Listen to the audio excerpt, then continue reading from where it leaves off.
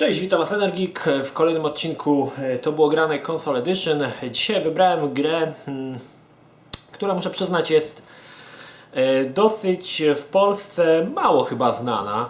Mało znana. Jest to Shadow of Memories na PlayStation 2, wyprodukowane przez Konami. Moje zetknięcie z tą grą, skąd ja w ogóle się dowiedziałem o tej grze, bo ja tą grę kończyłem na PC-cie.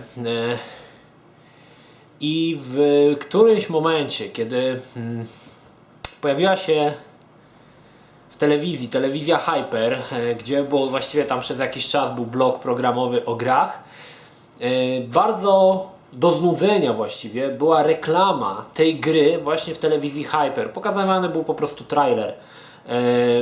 Właściwie leciało to non stop. Ja byłem strasznie zaintrygowany tą grą, zwłaszcza, że może dlatego, że to jest trochę jak z muzyką. Jeżeli oglądasz coś non-stop bądź słuchasz czegoś non-stop, to siłą rzeczy w końcu Ci się to zaczyna podobać, bo Ci się to w głowę już tak wbije, że zaczynasz to nucić pod nosem.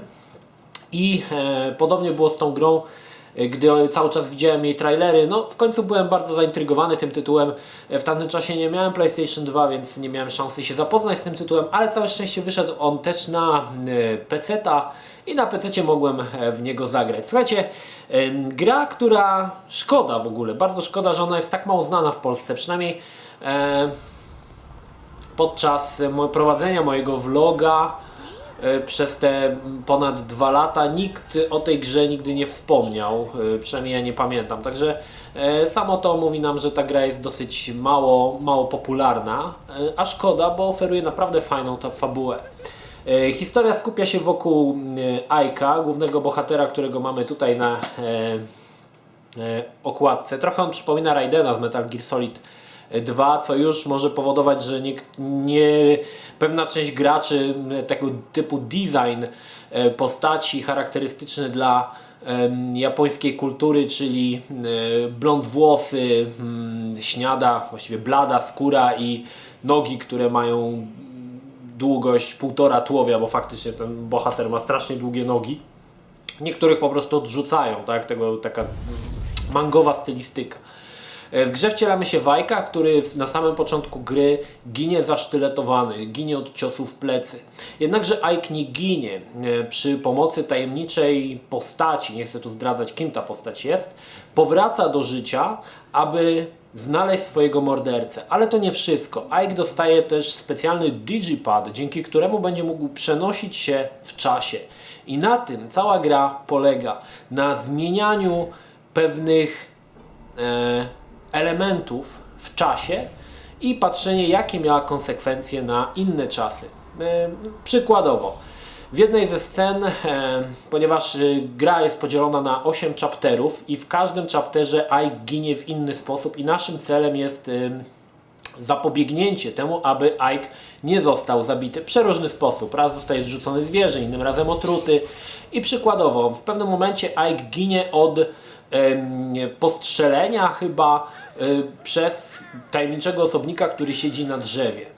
Wracamy do tego samego czasu na chwilę przed jego śmiercią i możemy cofnąć się na przykład do 400 albo 500 lat wstecz, do momentu, gdzie gość zasadza to drzewo i możemy mu, naszym celem jest zapobiegnięcie temu, żeby on tego drzewa nie zasadził, w konsekwencji czego tradycyjnie telefonik.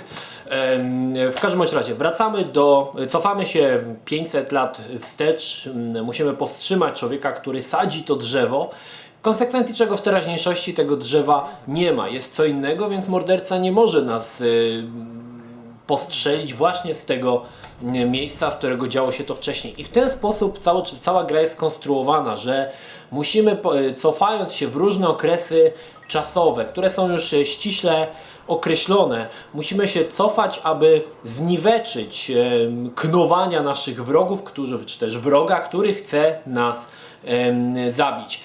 Gra jest całkowicie bezstresowa, to mi się też bardzo podobało, to znaczy nawet jeżeli zginiemy, rozpoczynamy chapter od początku. To co uważam za sporą wadę tej gry, to to, że jest ona bardzo krótka. Całą fabułę można skończyć w niecałe 3 godziny, ale długość tej fabuły, jej długość jest w pewien sposób zaletą, ponieważ żeby poznać w całości grę, trzeba tą grę skończyć parę razy. Gra oferuje, o ile dobrze pamiętam, 8 różnych zakończeń i muszę przyznać, że sprawiało frajdę odkrywanie nowych faktów bądź rozwiązywanie pewnych zagadek w inny sposób po to, aby dojść do innego zakończenia. Cała fabuła tej gry, jeżeli miałbym ją przyrównać, tak właśnie się zastanawiam, jak przyrównać tą fabułę. Jest na zasadzie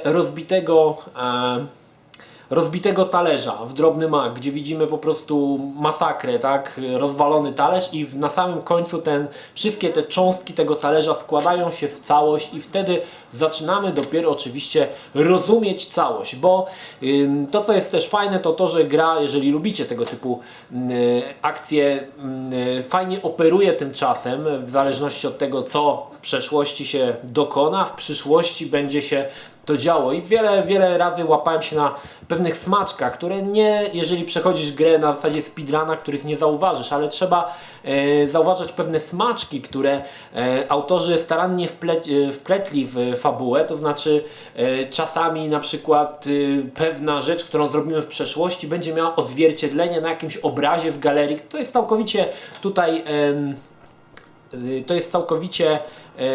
opcjonalne, żeby to zobaczyć, ale trzeba przyznać, że gra premiuje jakby oglądanie różnych szczegółów w trakcie rozgrywki po to, żeby lepiej zrozumieć fabułę. Sama gra, jeżeli mamy tutaj logo Konami, to muszę od razu Wam powiedzieć, że więcej jest cutscenek niż samej gry, bo cutscenki są długie, wzorem Metal Gear Solid Hideo Kojimy. Cutscenki są długie, ale to po to, żeby wyjaśniać lepiej fabułę. To co boli to to, że za pierwszym razem kiedy je oglądacie nie można ich przewinąć. Potem już łaskawie możemy je przewinąć, ale za pierwszym razem ich przewinąć nie można. Co często powoduje, że musimy oglądać parę razy tą samą cutscenkę, a szkoda. W każdym razie tytuł naprawdę jest ciekawy. Podobało mi się to podejście do tej kwestii czasu, paradoksów. To w tej grze jest tutaj zawarte i myślę, że może się to podobać. Ponieważ gra jest z 2001 roku, czyli tak chyba to były początki PlayStation. Nie oczekujmy tutaj graficznych wodotrysków, ale muszę przyznać, że gra ma bardzo schludną, to jest dobre określenie, schludną grafikę. Wnętrza, tła są może proste i posiadają dosyć tekstury w niskiej rozdzielczości, ale wygląda to schludnie. Nie razi to jak niektóre gry z PlayStation 2, które wyglądają po prostu według mnie troszkę gorzej.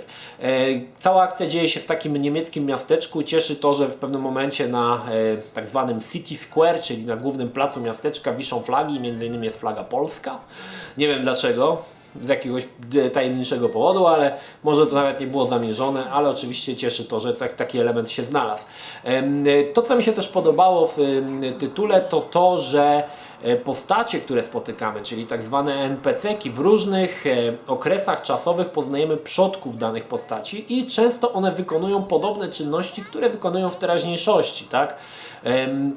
Jeszcze wrócę na chwilkę do tego, co możemy zmienić w przeszłości, żeby działo się w przyszłości. Jedno z fajnych, wszystkie są fajne, ale podobało mi się na przykład to, że możemy zdecydować, czy głównym budynkiem na wzgórzu będzie biblioteka, czy muzeum. W zależności od tego, jak faceta nakłonimy do tego, żeby zamienił swój budynek mieszkalny w muzeum albo w bibliotekę, potem w przyszłości ten budynek faktycznie będzie taki sam. No i muszę przyznać, że naprawdę świetnie, słuchajcie, wyszło. Bardzo mi się fajnie grało. Gra bardzo wciąga, jest bardzo ciekawa. Jakiegoś psa znowu słyszę za oknem. Bardzo ciekawa, fabuła się nakręca, aczkolwiek małe zastrzeżenie to to, że w pewnym momencie gra zaczyna być za bardzo oczywista. To znaczy łączymy fakty i wiemy, do czego one prowadzą, przynajmniej za pierwszym przejściem. Za drugim, za trzecim, kiedy poznajemy nowe fakty, no może troszkę już jest inaczej, ale za pierwszym razem muszę przyznać, że te fakty szybko się łączy i zaczynamy podejrzewać, jak to się skończy, co w mojej ocenie troszkę negatywnie tutaj trzeba przyznać, na tą grę wpłynęło. sama gra jest typową przygodówką. Nie można zginąć, znaczy można zginąć, ale jest to związane z fabułą, tak? Giniemy, żeby rozpocząć chapter od początku, nie możesz zginąć przypadkowo gdzieś w trakcie rozgrywki. Warto zwrócić uwagę, że gra jest na czas. Gier na czas nienawidzę, ale tutaj nie sposób było tego rozwiązać inaczej, ponieważ cofamy się na przykład na 3 godziny przed naszą śmiercią i ten czas odlicza nam te 3 godziny. Każda rozmowa, każde wejście do jakiegoś obiektu dolicza nam pewną pulę czasu, więc musimy starannie planować nasze działania, aby zdążyć przed mordercą, zanim on nas zabije, żebyśmy mogli zrealizować plan, który zniweczy jego plany. Także no tutaj ten czas w mojej ocenie no nie był w żaden sposób, nie można było w żaden sposób tego uniknąć bądź jakoś ograć tego inaczej. Także wybaczam. Jest jedyna gra, której wybaczam, że jest na czas, bo jest to ogólnie wplecione po prostu w fabułę. Tak jak mówiłem, grafika może nie powala i design postaci jednym się spodoba, innym nie. To nie są czasy, kiedy postacie są pięknie oteksturowane, mają mnóstwo detali. Czasy początków PlayStation 1 to postacie dosyć często poteksturowane bardzo skromnie.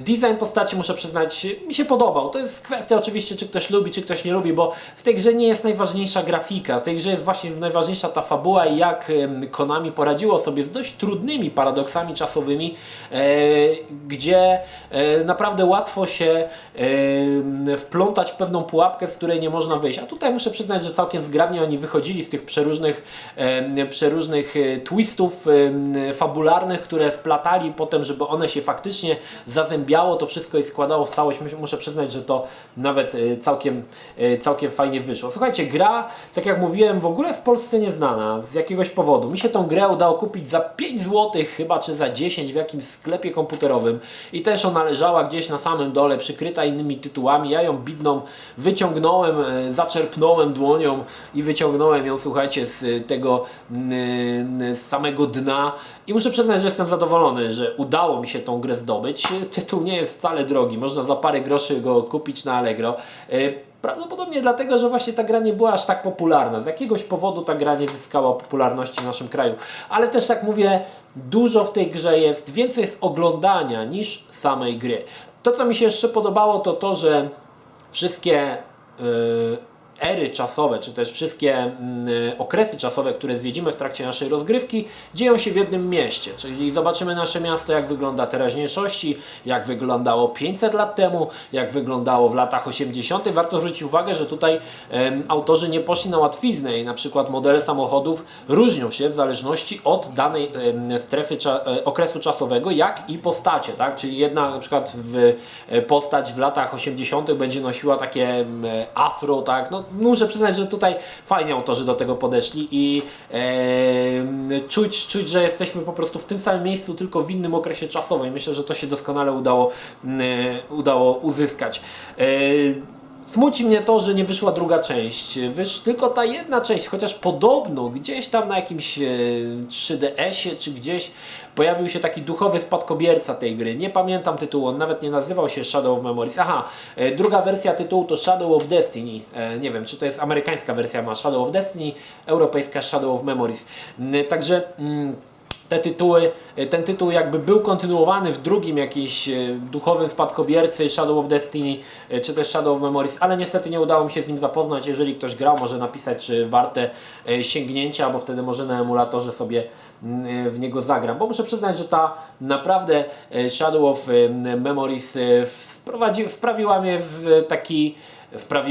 sprawiła mi masę radości, grało mi się w to fajnie, kolejne twisty śledziłem z wielkim zainteresowaniem i to jest siła i magia gier sprzed ery bombastycznej grafiki, gdzie grafika może nie jest super, ale to nie jest najważniejsze. Grafika, fabuła nadrabiała braki graficzne. Tego mi właśnie brakuje w dzisiejszych grach, że często było tak, że fabularnie gra starała się tuszować niedoskonałości grafiki. Dzisiaj jest odwrotnie. Dzisiaj grafika stara się tuszować niedoskonałości fabuły, tak? Co z tego, że fabuła się tam rozlatuje, ale masz super grafikę, stary, ciesz się. No co z tego, że tam się nie zgrywa, ale masz super grafikę i animację. No kiedyś było odwrotnie i to jest właśnie gra z tej właśnie ery. Nie pamiętam, w którym roku pojawiła się pierwsza PlayStation 2 na rynku japońskim, ale gdzieś chyba było to około roku 2001 właśnie, więc ta gra jest z tych czasów, tak? Z tych czasów, kiedy PlayStation 2 wchodziło na rynek i no jest to jedna chyba, jeżeli nie, no jedna chyba z pierwszych takich tytułów, które pojawiły się niedługo po premierze konsoli, także też musicie tutaj uważać, żeby no nie oczekiwać za wiele, tak? Pod kątem produkcji tego. A może to trochę, nie wiem, kurczę, teraz nie wiem, kiedy PlayStation 2 się pojawiło, no widzicie, trochę się teraz zamotałem. Robiłem o tym odcinek, a nie pamiętam, no że nada. Niemniej jednak grę z czystego serca polecam, zwłaszcza, że ona kosztuje parę groszy, a można przy niej świetnie się bawić, śledząc fabułę, starając się rozwikłać pewne wątki na różne sposoby i zdecydowanie mogę tą grę z serca polecić. Taki diament, nieociosany czarny diament, jesteś zwycięzcą. Czarny diament wyciągnięty gdzieś tam z przeszłości komputerowej rozgrywki, całkowicie zapomniany, a jednak w 2015 znalazł się jeszcze ktoś, w to gra i trzeba mi o tym opowiada. Także jak najbardziej Wam polecam. Jest też dostępna wersja na PC-ta. Niestety nie wiem, czy była ona wydana w Polsce. Ja grałem chyba w jakąś. Ja to miałem ściągnięte z torrentu w tamtym czasie, to nie ma się tutaj co oszukiwać. Natomiast nie wiem, czy to kiedyś w Polsce wyszło. Wydaje mi się, że nie. Dlatego w tym odcinku, no oczywiście grałem na emulatorze w wersji PlayStation, ale w ogóle grafika nie ustępowała tej grafice PC-towej, podbita rozdzielczość, także dawało to radę, jest stałe 50 klatek czy tam 60, także gra daje spokojnie radę i można spokojnie grać. To tyle odnośnie Shadow of Memories. Pozdrawiam Was, Energik, trzymajcie się, do następnego, cześć.